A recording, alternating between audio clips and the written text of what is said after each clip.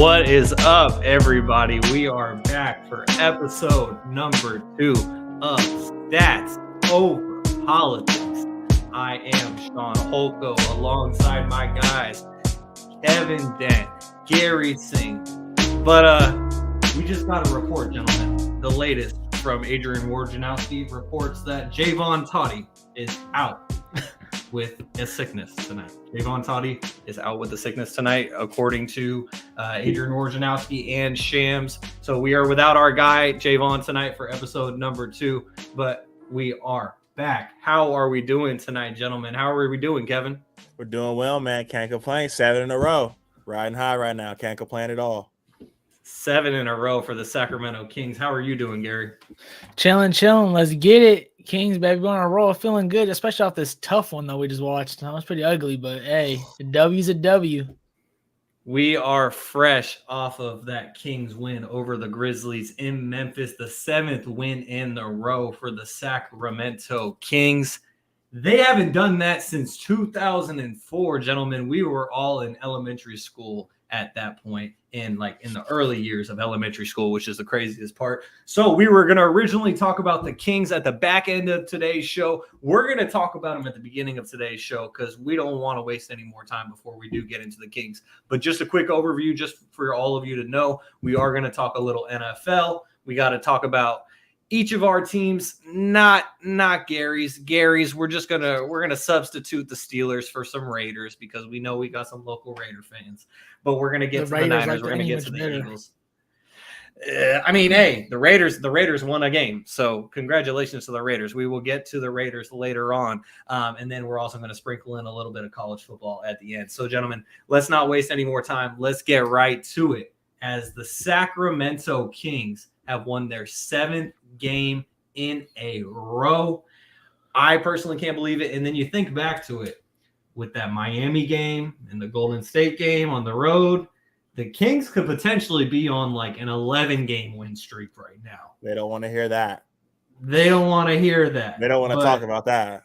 They don't want to talk about it. But, Kevin, I want you to talk about it. So the Kings have actually won 7 games in a row. So let me just get your overall thoughts on this streak so far. Dude, it's exciting. It's super exciting, especially being a fan that doesn't live in Sacramento. So I have to watch all the games on TV, just seeing the progression of no fans being there. And now we're on TNT, so it's an exciting progression. This team is exciting to play, man. It starts with the Sabonis and Fox, and coming off the bench, whoever you want, you can pick. Every night we have a new man coming off the bench. It's consistently Malik Monk, but Terrence Davis will come in and pitch in every now and then. But we have a lot of good things coming in Sacramento right now. So I'm really excited to be a Kings fan. And Gary, you've been to a couple of Kings games during this streak. So what was it like to be in the arena for the atmosphere and then also watching from home? Man, to be honest with you, the crowd is always, I feel like, been into it, the Kings fans. And it's been crazy to see. I feel like even players have mentioned it, how crazy the atmosphere. I'm telling you, the atmosphere can be, especially I've been walking around and you hear even other people that are not really even our fans. Like the other game, we had a lot of Golden State Warrior fans. We already know a lot of bandwagons, let's be honest. But they're even saying a playoff game in this building would be blow the roof off this place. You might actually be able to see the beam inside if they blew the roof off. And no doubt we're gonna do something like that. But I think that, to be honest with you, we're riding our highs right now. We're being a young team. To be honest with you, the stat I like that I seen today, they're playing clutch moments, and that's why I'm liking them. And they're playing good. They're playing so. Let's say, okay, the game right now is tainted by this whole feeling because literally, I don't know. I know you guys are both watching this. We had 4 turnovers in the last 4 minutes at least. It was sloppy play, but at the end of the day, they got it done. They made a clutch free throws. De'Aaron Fox hit a great midi to get us a couple points extra here.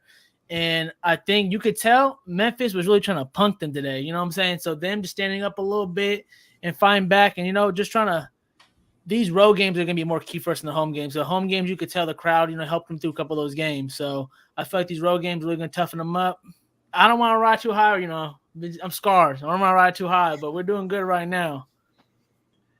Understandably so. Gary is a pessimistic Kings fan, as we all are. And I just want to get to one of the comments on our YouTube feed real quick. And we appreciate everyone who's tuning in on YouTube and Twitter at Stats or Politics on Twitter. Check us out at Stats Over Politics on YouTube. Our guy James saying get well soon to our boy Toddy. Hey, Toddy, we better not see you in the comments. Otherwise, you got to hop on the feed right now. Me and Kevin, we were talking about it. But I was wondering the same thing. Is he going to hop on comments? well, that's something that Kevin and I were talking about. Paragraphs in there? Well, I mean, I was thinking about it. Like, if he can't talk, but his thumbs can work, then that's understandable. But get well soon to our boy Toddy. So anyways, this Kings 7-game win streak, I was saying how there's those 2 losses against Miami, against Golden State, which were questionable. I mean, who knows if the Kings actually do win those games, but the Kings were in them down the stretch, and then calls at the end of each game did not go in the Kings' favor. That's all I'll say. So it's well documented that the Kings, they lost their first 4 games of the season. They lost at home against the Trailblazers and the Clippers. Then they went to Golden State. They lost to the Warriors in a close one. Then they got banged by the Grizzlies. The Grizzlies at home, I was at that game, and that was the last bad loss for the Kings as they lost 125-110. At that point, they went 0-4, and I did not feel great about the outlook of this season for the Kings. Then they won that game against Miami on a Saturday afternoon, I think it was. Then they won at Charlotte.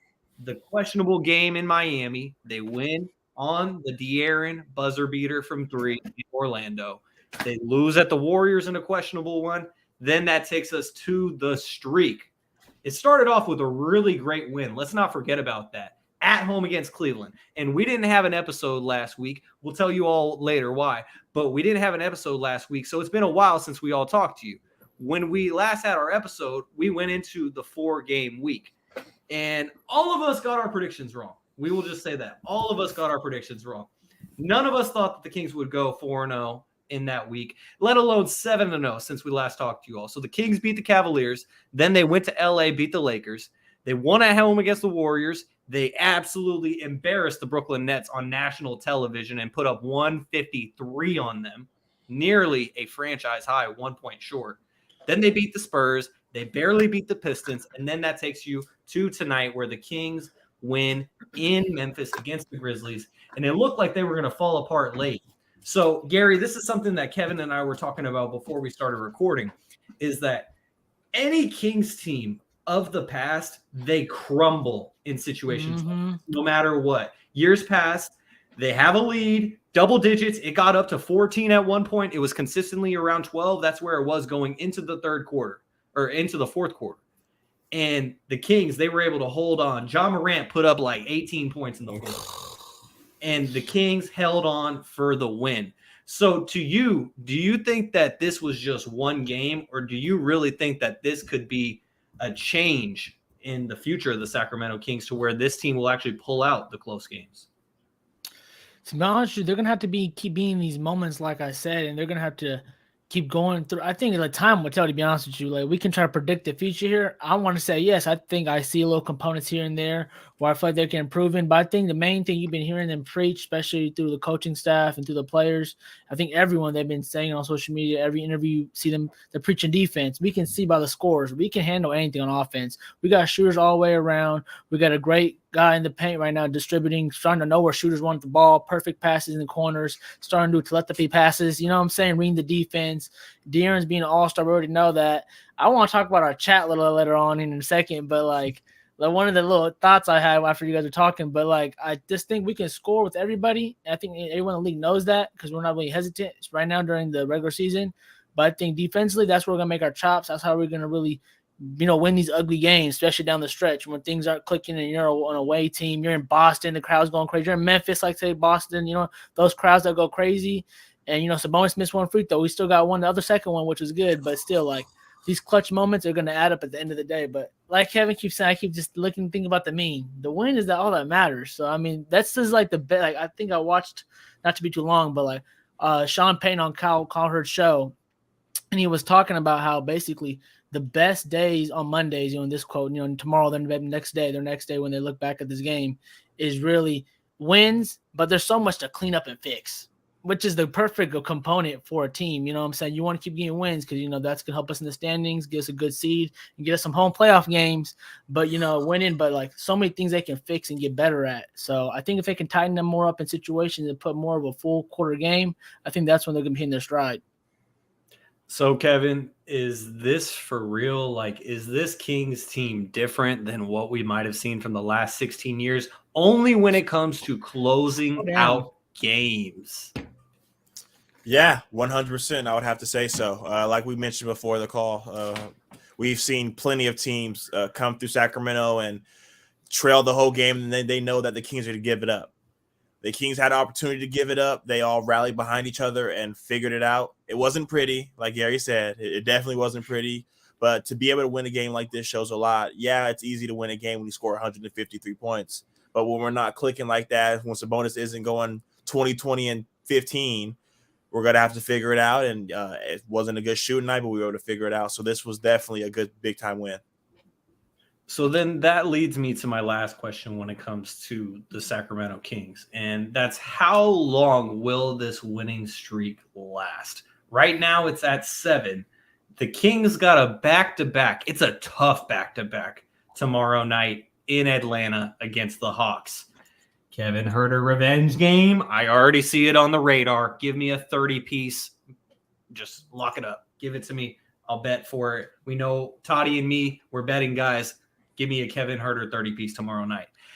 So we're not even going to give our picks yet for how long this streak might hypothetically last. And we love our boy Toddy, but we remember last week when we were saying how long will the 49ers and Eagles streaks last? If Toddy was here, he'd probably say the Kings are going to win the rest of the season, no matter – they're not losing another game. So the Kings, they play at the Hawks tomorrow night, and then they play at the Celtics on Friday night, and then back home against the Suns on Monday night. And then, oh boy, next Wednesday, we will have another episode before we get to this game. So we got 3 games in between now and next week's episode. But, oh boy, the last game of November, next Wednesday, that boy, Tyrese Halliburton, he'll be back in Sacramento. His first game back in Sacramento since he was traded to Indianapolis. Ah, man, that game is going to be good.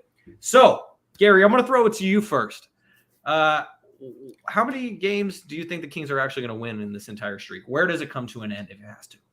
By the time our next episode, we got, 4 games? 3. 3. Oh, it's about to be tough. Atlanta, Boston, and the Suns. Let me see here. This is pretty – I think we're going to go 2-1.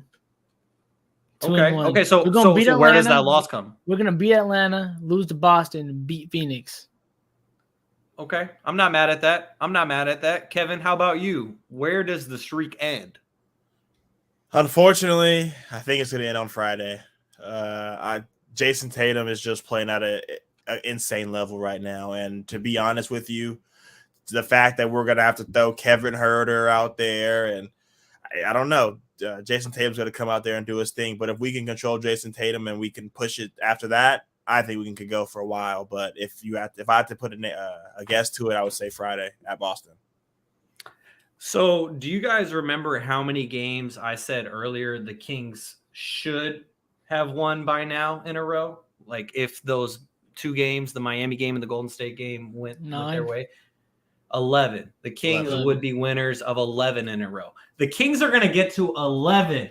The Kings are going to win in Atlanta. The Kings are going to win in Boston. They're going to come back home. They're going to beat Phoenix. They're going to beat Indiana from Indianapolis. The streak comes to an end against the team that they play tonight on New Year's Day in Memphis. The Grizzlies are going to get their get back. You better believe that. And New Year's Day in Memphis, I think the streak comes to an end at 11. That's Garry. You know me. You've known me for years. Kevin, you've known me for about 6 months now. The more you learn about me, the more you know that as a Kings fan, I'm extremely pessimistic. Right now, this is as optimistic as I can get, saying that the Kings will win their next 4 games and get it to 11. But I'm saying the Kings get the streak to 11, and it ends in 2023. The Kings will not lose again this year. Wait, bro, you know we have a whole December, right? You know it's not December, right? I realized once I said it that I skipped a whole month. Yeah, no, look at that schedule. I said I'm here for it. I'm looking at the schedule. He said because I was looking at the schedule. My guy. See, what had happened was I was looking at the Kings schedule on the ESPN app, and my big old fingers got in the way. And I tried to click on December, and it got me to January. So, yeah, let's just say the Kings don't lose until January. Check the comments. Oh no. Oh no. Wow. Look who made an appearance. At the beginning. Look who made an appearance. He's He's healthy enough to make it into the comments, but he ain't healthy enough to be alongside us. We love you, Toddy. Hey, Toddy, answer that question. How long does this Kings winning streak last? I want to know. All right, guys. So before Toddy, just hop on, man. Just do a flu game. I'll send him the link. I didn't send him the link in the email because I didn't think he'd be joining us, but I'll send him the link. I will send him the link.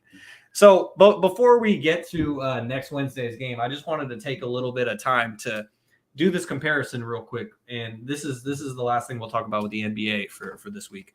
But I don't know if you guys saw, but today the Players of the Week, I believe it was Players of the Week, was announced in the NBA, in the Eastern Conference and in the Western Conference. Kevin, by the look on your face, I know you know who won each award. Gary, do you know who won each award?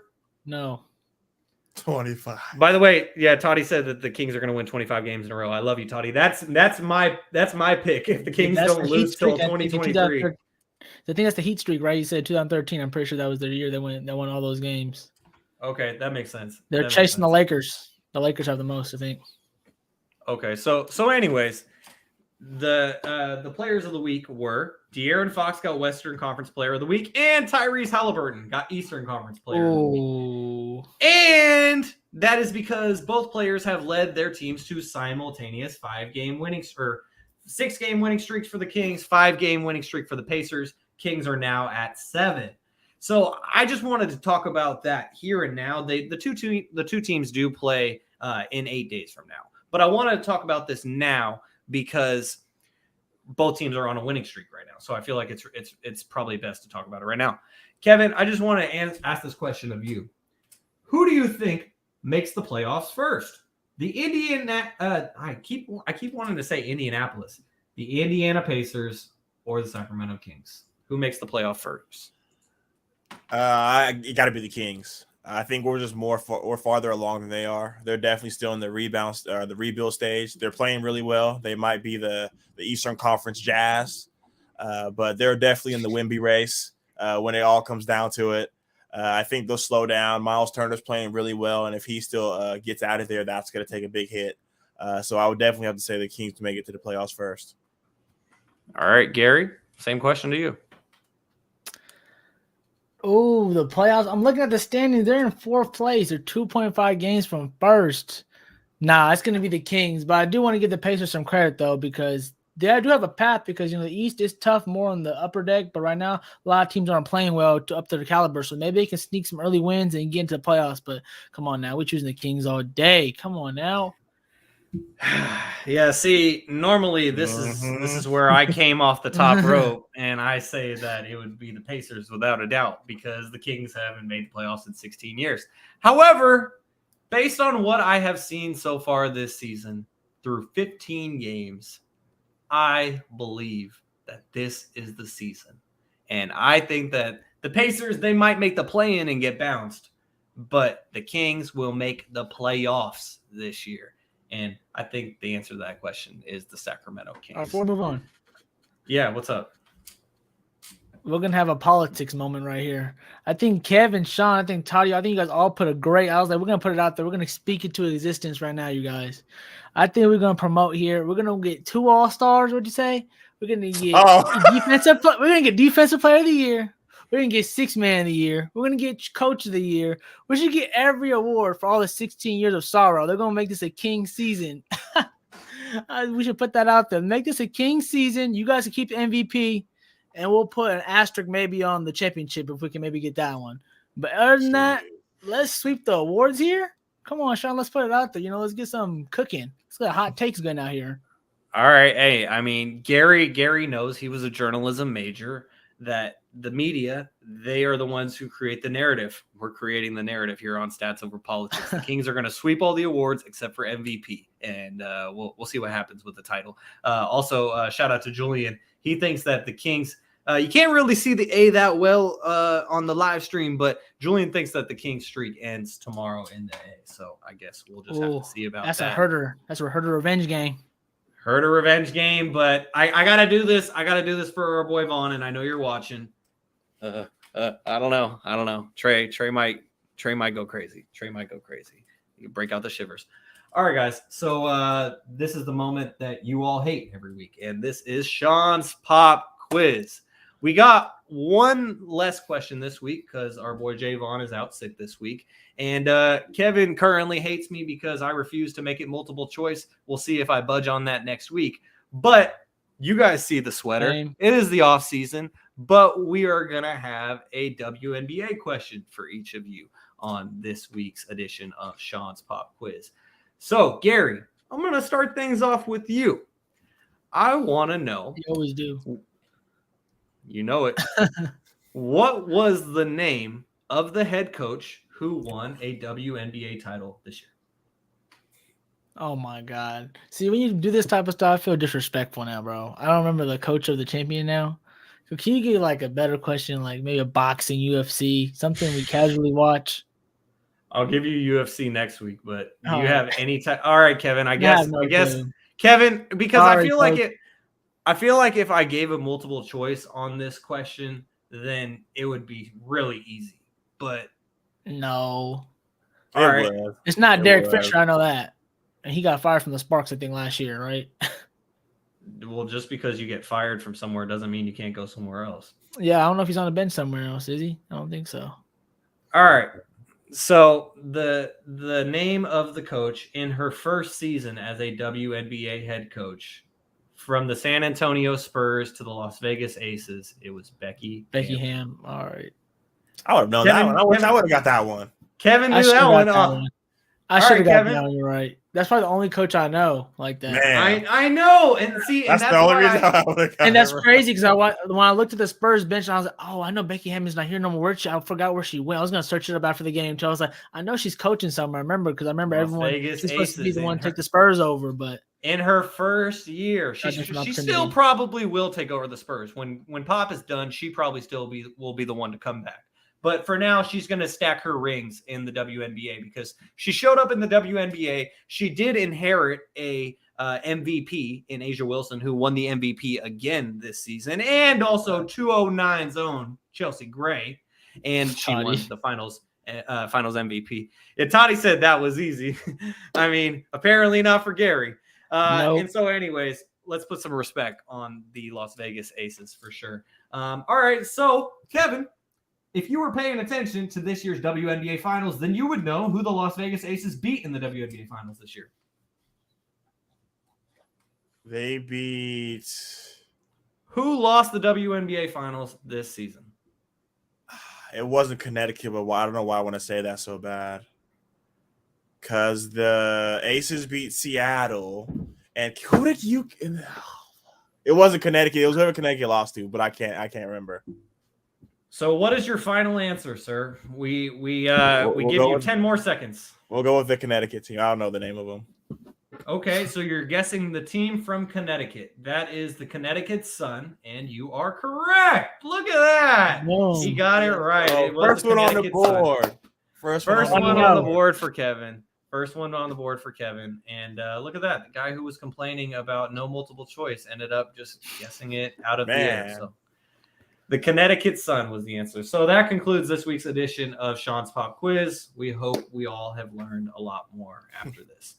All right. So, guys, let's get to the NFL now. And last week, the Raiders, they got absolutely embarrassed. They lost to the Fighting Jeff Saturdays. But, hey, they bounced back this week, and they swept the Broncos, who they would call the Donkeys.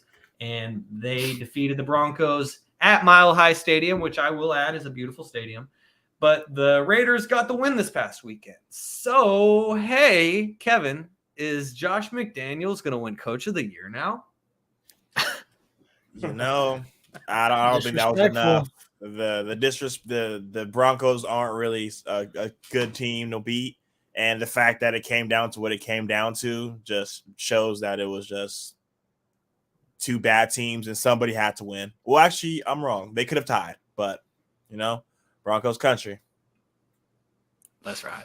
That's right. So, Gary, I mean, we're covering the Raiders simply just because we know that there are a lot of Raider fans in NorCal since they used to belong here.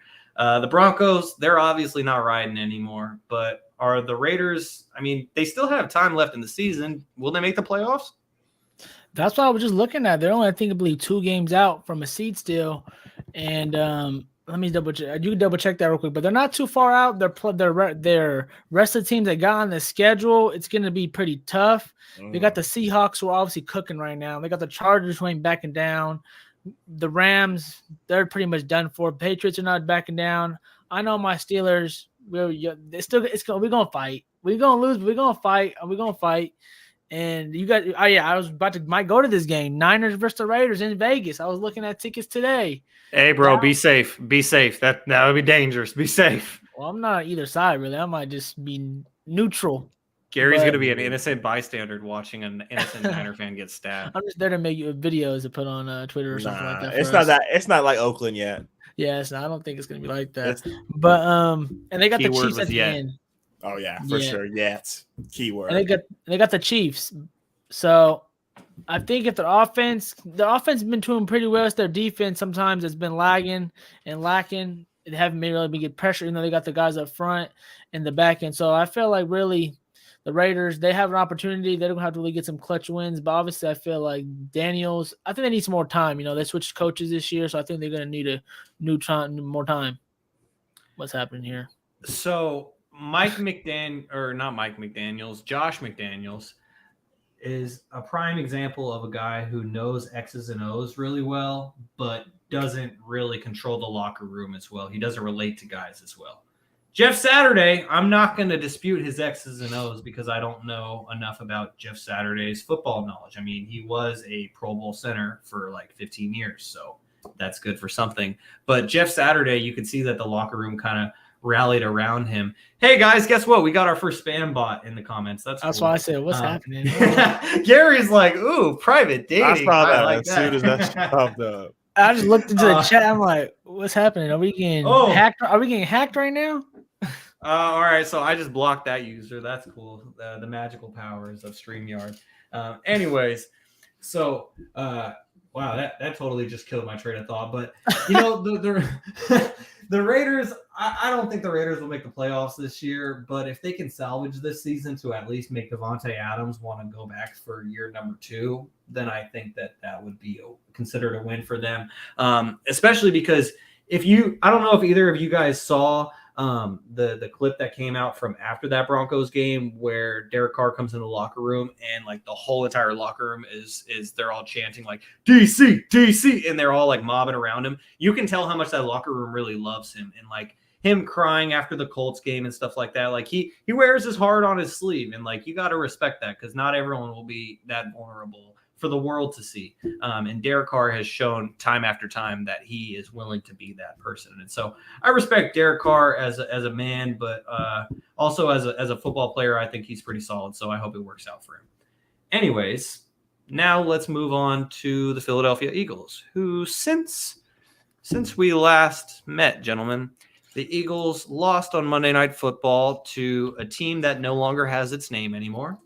And then they almost lost to an ESPN analyst in his home coaching debut. But they did not. They beat the Fighting Jeff Saturdays by 1 point. So just because I want to get the most live reaction to this question, Kevin, I throw this to you. Are the Eagles frauds? No. If anything, they're exactly who we thought they were. The Commanders game, to make a long story short, we beat ourselves. So I'm sorry to all the Commander fans out there who thought they did something. They went into the locker room and celebrated like they won a Super Bowl. I woke up the next day and everybody I knew was a Commander fan. So that was interesting. But we we commies. We are who we thought we were. You know, we're able to win an ugly game. All of our games in the first half of the season have been blowouts in the first half. In the second half we just coast. This was the complete opposite story. A lot of mental mistakes, a lot of fumbles, and a non-PI or non-face mask call. But, you know, no one really cares. We can't blame the refs, but I definitely don't think we're frauds. I feel like this was a really important game for us to just bounce back off of that game and see how we react, and we got the dub, no matter if it was almost. It just counted as a W. Okay, so Gary, this is the real question. What's going on with the Eagles? I got a question for Kevin. Like, okay, you know, it's hard for me to go against the Eagles. You know what? Me and Kevin have no rooting interest against each other. I kind of go for the Eagles because I hate the Cowboys so much. So I kind of like to see them win, you know, from my family perspective while I have these different conversations going around. But like, I feel like the Eagles are kind of one-dimensional in a sense. Like, I feel like they can only win one certain way, and you know, that's all I'm nervous about them. And I feel like they always say, a team like any team that has a running quarterback, especially out the gate, they always do great. You can just look at history. You can go back all the way to when Colin Kaepernick came out. You can go to Cam Newton when he came out. You can go Josh Allen, Patrick Mahomes, any guys that are really good. You know, Lamar. It's all about if they're gonna figure you out. You know what I'm saying? I don't know if they're going to figure out Jalen Hurts because I feel like he's making his right strides. And I remember I sent you guys the podcast. You guys are shocked I was watching that podcast with the Kelsey's podcast and the brothers when they had Jalen Hurts. So I feel like he even knows and he's awoke to the fact that, you know, he's not walking around like I'm perfect at everything yet, which, you know, a lot of quarterbacks, you know, some Patrick Mahomes can walk around like that. He can act like he's not, like try to be humble, but he knows like he's the man right now. You know what I'm saying? So I feel like Jalen doesn't know he's not all the way the man yet, but he's a great leader. So he's taking them there to the right places. I just don't know when it's crunch time, it's grind time, are they going to be able to capitalize? That's the only nervousness I got with the Eagles. So the real question that I have for you, Kevin, and obviously that was all in good fun. The Eagles lose one game, and now we all have to ask if they're frauds. But the real question that I have for you, though, because the Eagles, they did sign Ndamukong Suh, and about 5 years ago that would have been a huge signing. Right now, it's still a good signing. I mean, I would rather have him than not have him at all. It's a body. I think so. It's a body. And so I think the Ndamukong Suh signing, though, was a bit of a panic move for the Eagles. And that's just my opinion because I feel like the Eagles are concerned long term because you think about what wins in the playoffs, it's running the football and defense. And a lot of teams can run the football effectively, and that's something that the Eagles aren't very good at stopping right now. So genuinely, Kevin, are you concerned at all about the Eagles' long-term success due to their inefficiencies right now stopping the run? Not at all, because as much as you want to say we can't stop the run before the Commanders, it didn't matter. We were still pulling out those games. You know, there's the teams like the Tennessee Titans that are just going to run the ball. They're going to run the ball on whoever, and they're going to have a good running game. You know, the fact that we were able to bounce back, but definitely the signing of Suh was a panic for me. We definitely overreacted. I feel like how we woke up, it was a Monday night game, so Tuesday, listened to all First Take and all that stuff, and all they talked about is how we were frauds, we can't stop the run, and the next thing you know, within 48 hours, we signed two guys who've been sitting on the couch for 11 weeks. Like Shaun said, if this was 5 years ago, then, you know, maybe it's a different reaction. We're going to get Jordan Davis back in 2 weeks, and then all these problems are going to be solved. But we definitely have to fill the hole of Jordan Davis. This just goes to show that as a rookie, how much of an impact he has on us. I don't know this is stats off my head, but I think it's about a 3-yard difference on average run per attempt when he's not there. He's about 6'5", 340 something. If that might be shutting him slight. But he's a big role for us, and I feel like once he gets back, Suh and I can't even think of the other guy's name are going to be great rotational guys. But it shows how much he means to you. Yeah. Nah, there's a lot of things we got to remember nowadays. No, it's all good, kid. Don't let him do that to you. At the end of the day, when it matters, Suh and the other guy will be sitting there with a clipboard. So it's all good. He will have a clipboard because he's just another guy. So our guy gave us the perfect segue, you know, because there's a new number one team this week, apparently, according to Mr. Jaevon Toddy. And that is the San Francisco 49ers, who won 38-10 on Monday Night Football from Mexico. And last week, the 49ers on primetime, once again, they defeated the Los Angeles Chargers. I got to give myself a little bit of a pat on the back that I didn't say San Diego. So now I'm not ready to go all the way here with this question. But now this next question, gentlemen, and I'm going to give this to Gary first because I feel like I already know Kevin's answer. But the question that I have for you, Gary, after what we have seen with this 49ers team since they have acquired Christian McCaffrey, this team is different. This offense is different. Jimmy Garoppolo is different. Why? Because he has an elite check down option. That is why. But the question that I have for you, Gary, is will the 49ers win the NFC? No, they are the greatest. Yeah, no, they're not winning the NFC, bro. I don't know what you guys. I love how quick that came. No, no hesitation. No. I love it. No, not at all. I got to give it to you guys, Shaun and Toddy. We watching right now. This Niners team is scary. I give it to you. They're scary in the sense of defensively. They're bullying people. They got like 3 in every position you can look. They have an all-star type player. They have an all-world player. I seen the stats today. Like they're like the 3 guys, Debo, Kittle, and McCaffrey, have the number 1 in yak yards. You know what I'm saying? So they're getting yakking all over everybody right now. So you guys are riding high, and as you guys should. But let's just be honest. I'm just waiting for the time. It's just like you guys in the Niners, you guys in the Cowboys just feel kind of same to me all the time. Like, just wait to the biggest moments. Okay, you guys got the Super Bowl, we get it. But when the biggest moment calls, is Jimmy G gonna be the man holding the trophy? Like, I just can't see. No matter how much the team loves him, I just feel like there's gonna be a time where he's got to make a couple big plays. And when you're going, if you guys, let's say, so the best case scenario, you guys get to Super Bowl. It's gonna be my opinion, the Chiefs again. Is he going to be able to make those couple big plays off schedule, those big plays when everything's cracking, falling down, they getting turnovers, you know what I'm saying? That's the only problem I got with my guy Jimmy G. And now I'm wondering too, I wish Vaughn was here right now to ask him this. Like, what's happening? You guys are going to keep him now? You guys still stuck in the middle of Willie what to do? I know that's like a next year question, but still, it should be creeping in your guys' mind. But okay. I'm sorry, Gary. I'm going Eagles.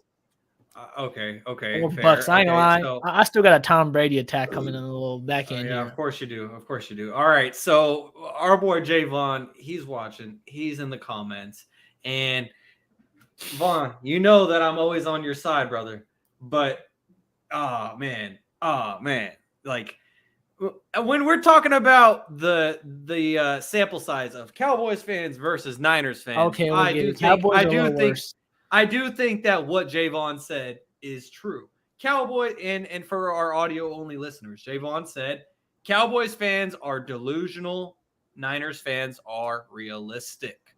The reason why I disagree with Jaevon saying that, and Gary, you can see the look in Kevin's eyes right now as he's looking off to the side, because some of the things that Jaevon has said to Kevin about the 49ers that I have been a witness to over text and over FaceTime and StreamYard and all that stuff.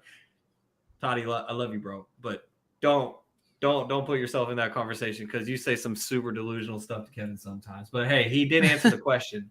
He did answer the question. He said sign and trade Jimmy, maybe to the New York Jets, perhaps. So Kevin, same question to you. I mean, I feel like you and Gary are pretty much on the same page, and this is a weird role reversal for me because usually I got another 49ers fan alongside me going against a fan from another fan base, and you guys are on me. You're on me, and I got to stand up for myself. But I mean, Kevin, what do you think? Do you pretty much just agree with everything he said? Did he nail it? I think he nailed it perfect. The only thing I would say is let's not get too high. You guys beat 3 teams that aren't going to make the playoffs. So let's give it a couple weeks. Let's see if you guys can play some real competition, and we'll go from there. But I don't see you guys coming out of the NFC. I'm holding on for the Chargers to make the playoffs just to prove you wrong on that. I'm holding on for the Chargers because the 2 teams that we beat in our division in the last couple weeks, they ain't going nowhere. That crazy. The Rams released Darrell Henderson. today. The Rams. Out of nowhere. They're just saying, no, I'm done with this year. Okay, so when before I introduced this question, I said that I'm not ready to go all the way. All the way meaning that I'm not ready to ask, will the 49ers win the Super Bowl? I'm still very scared of the Kansas City Chiefs, the Buffalo Bills. There are several teams in the AFC that I would be. There are several teams that I would be scared of for the 49ers to match up with in the Super Bowl, hypothetically.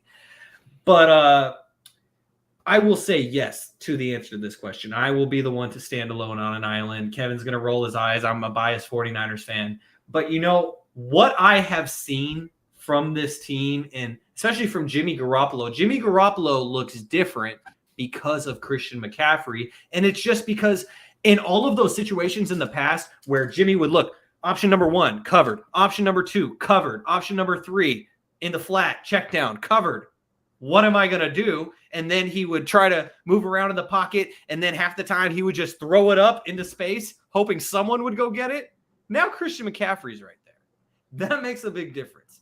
And this podcast is called Stats Over Politics. So let me hit you guys with the stat real quick.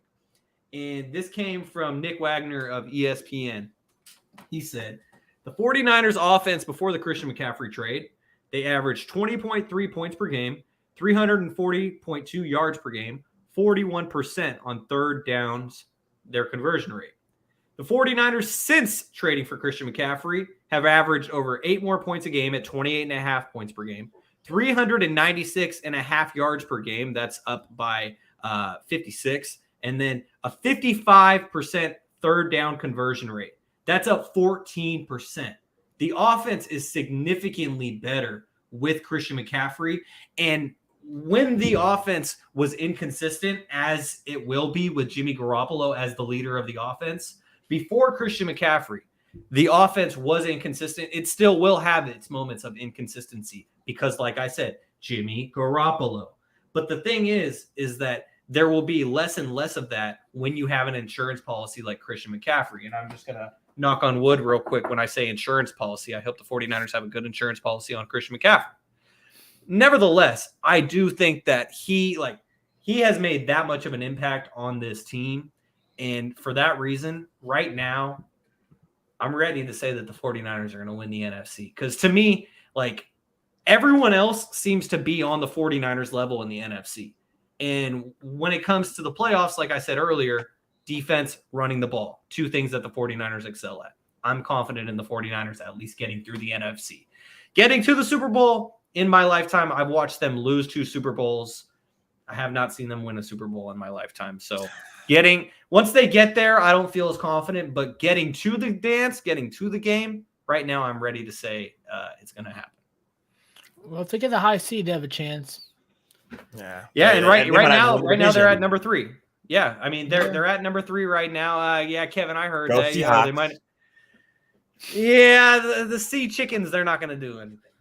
The Sea Chickens. The Sea Chickens. I mean, there's another thing that I call the Seahawks, but I'm just not going to say it on the internet.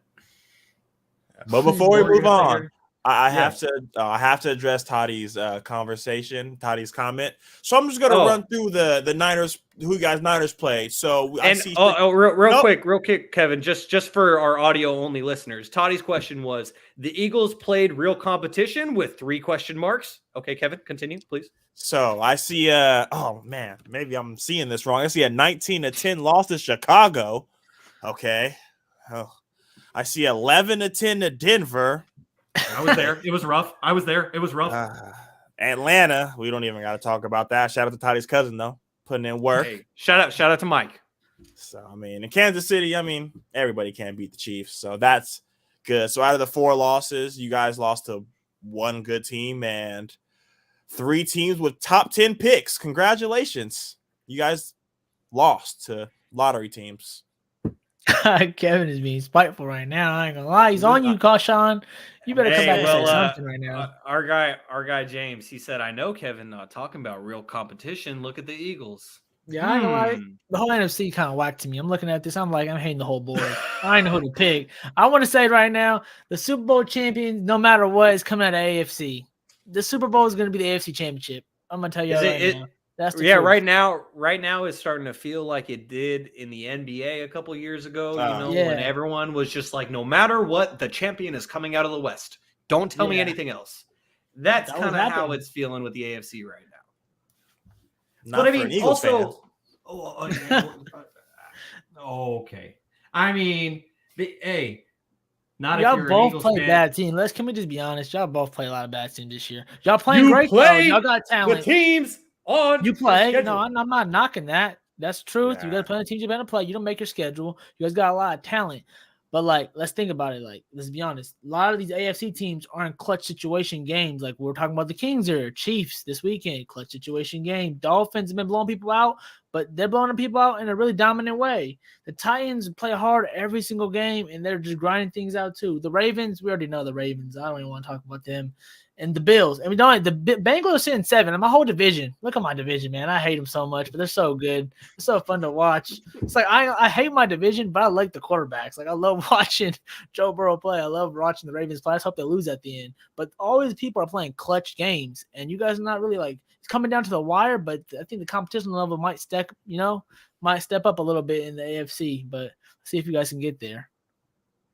Yeah, I mean, when you were talking about the quarterbacks in that division of the AFC North, it made me think back to because at first when I pictured the Browns, I automatically thought about Baker Mayfield, but then I forget. I mean, all the off the field stuff aside, you can have your opinions on that either way, but Deshaun Watson on the football field is a top 10 quarterback, point blank, period. And then you got Joe Burrow. You got Lamar Jackson, a former MVP. And then you got Kenny Pickett. Yay, Kenny Pickett. Yay. Hey, we're going to give him till at least his middle of the second year. We're going to see. All right. Maybe the end of Gary's this year. very Let's patient. see. Yeah. But I ain't gonna lie, one good thing though, guys, will be optimistic Gary here. All you guys need is to get the Super Bowl and win one game. That's the beautiful about the football. One game. That's all you got to get there. One game. You don't got to play the whole AFC. They might beat up on each other. And y'all got to play one game. Yep. Just got to beat the team in front of you. That's for sure. All right, guys, as here we are on episode number 2 of Stats Over Politics. We're about to wrap things up as we're getting to the end of things. But before we go, it's time to talk a little college football. We are going to close things out with the 3-time Big Sky champions, Sacramento State Hornets. But before we get to the local team, we got to talk about the national scene and the college football playoff. The top 4 remain the same this week as we got Georgia, Ohio State, Michigan, and TCU.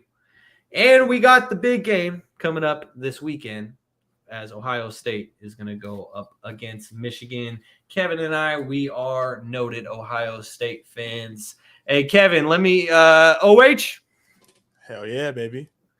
He didn't finish it for me. You were supposed to say IO. You were supposed to say IO. It's okay. We'll work on it.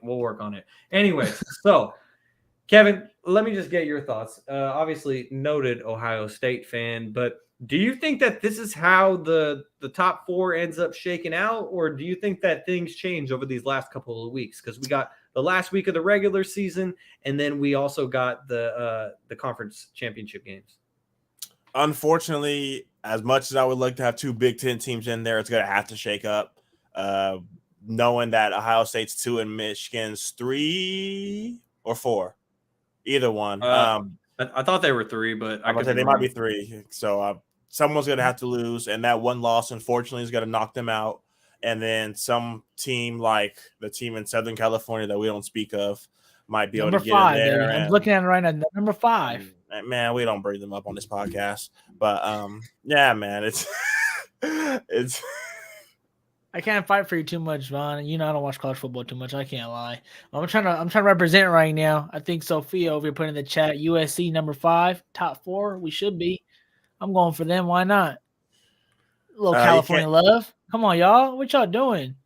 Gary, hey, Gary, everybody want to know what we should rename Gary right now? We should call him the Devil's Advocate because that's what he's doing right now. That's all I got to do right Advocate. He's stuck with the 2 Ohio State fans and he can't stand it. He's gotta represent for the Trojans.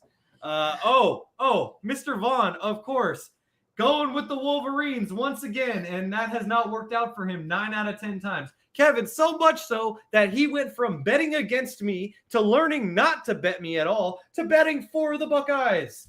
And then that streak finally came to an end last year. Vaughn, trust me, trust Kevin. Bet the Buckeyes this weekend.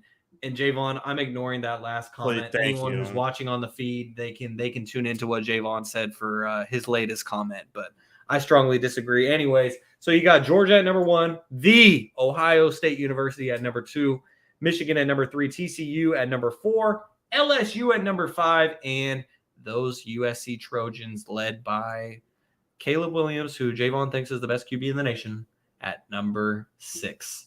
So, Gary, do you think that this ends up staying the same? I mean, because I agree with Kevin where obviously whoever loses the big game is going to get bounced out of the top 4, and that team will be Michigan.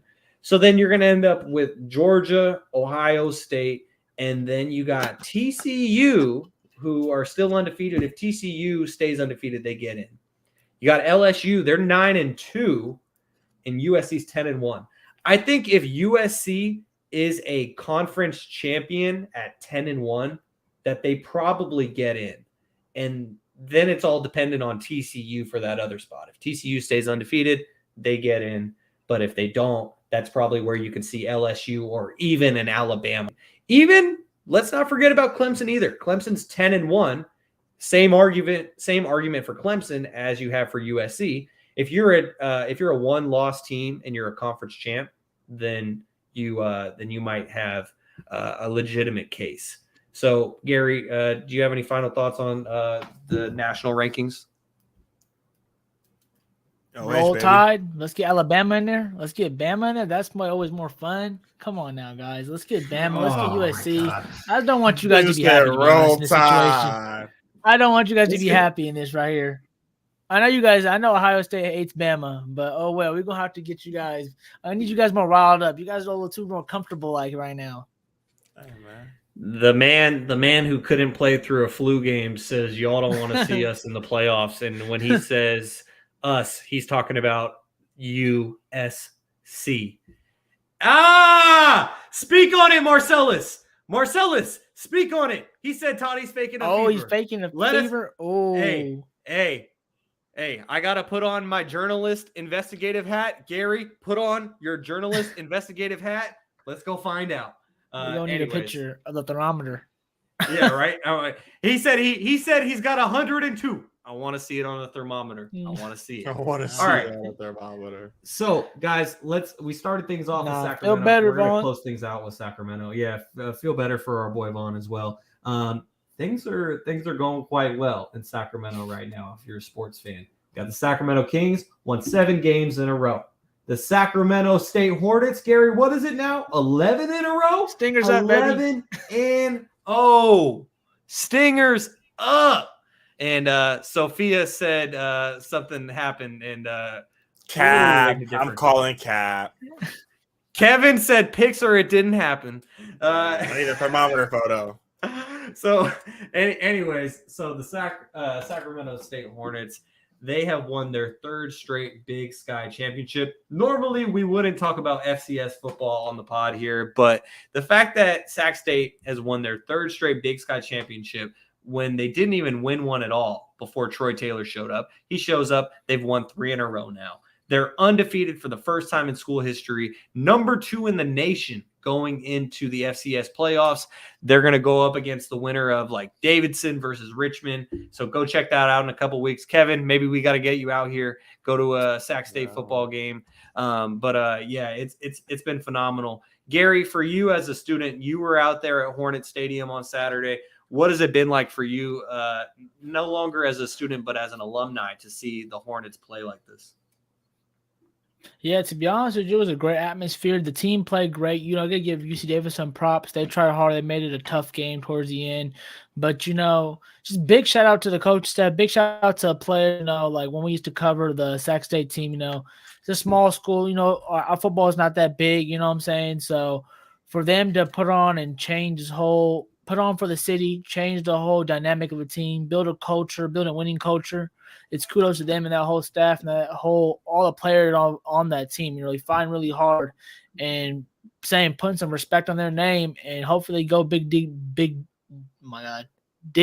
right here in the playoffs and get us maybe a couple dig deep in the playoffs and get us a little more something to cheer for. So I think Sacramento should be really proud of them. 3 straight. I think we're gonna lose our coach probably. Who knows at this point? You know how that goes. Now we might lose and everything might go down the drain.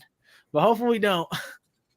Yeah, well, I mean, according to Troy Taylor, he keeps telling Joe Davidson, like, I feel like there's a new story coming out every single season where Troy Taylor has to reassure the Sac State fan base that he's not going anywhere. Eventually, he is going to go somewhere, so we gotta appreciate him deservedly so. Here. Yeah, so thank you to Troy Taylor for everything he's done for us, and we got to appreciate him while he still is in Sacramento. But Kevin, man, what has this been like for you as an outside observer to see what this Sac State football program has done over the last couple of years? Man, it's crazy. One of my best friends played football at Sac State when they were really, really bad. Nanny. So, there was a lot of Saturdays out that field, just waiting for the parties after. But now they're winning. I'm happy to see it. So I'm happy for the city. It's big for the city. Not 1, not 2, but 3. So now it's time to go bring home a natty, man. Straight up. Stingers up, baby.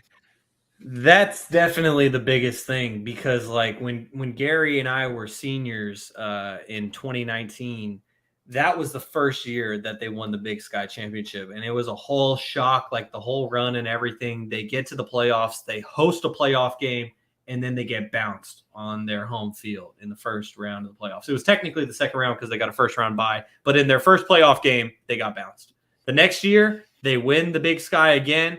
They have a home playoff game again, and they lose on their home field again. So now this year, it's the third time they're back in the playoffs in a row. Now it's about not only winning a playoff game, but like you guys said, going all the way, winning the natty. And my biggest takeaway and my final thought is that I heard all of the football players after saying that this is great. I'm happy to get this Big Sky ring, but we're not done yet. We got a lot more left to accomplish, and that's something that I'm proud of as a Sac State alum. So any final thoughts, gentlemen? Kevin, I'm going to throw it to you. Any final thoughts for our listeners? No, man, but next time we come here, Eagles will have another win on our record, and we just going to keep on going, baby. Fly, Eagles, fly. Garry, final thoughts, my friend? Like Beam. What else? Beam team. Come on now. Beam team. Beam team. Hey, make sure to like and subscribe to our YouTube channel. Follow us on Twitter at Stats or Politics. Don't ask us why. It's the character limit. Stats or Politics on Twitter. Like us, subscribe if you like the show here on YouTube. Give us a thumbs up on this video. It really helps a lot. We appreciate you all, and we'll catch you all next week here on Stats Over Politics. Peace.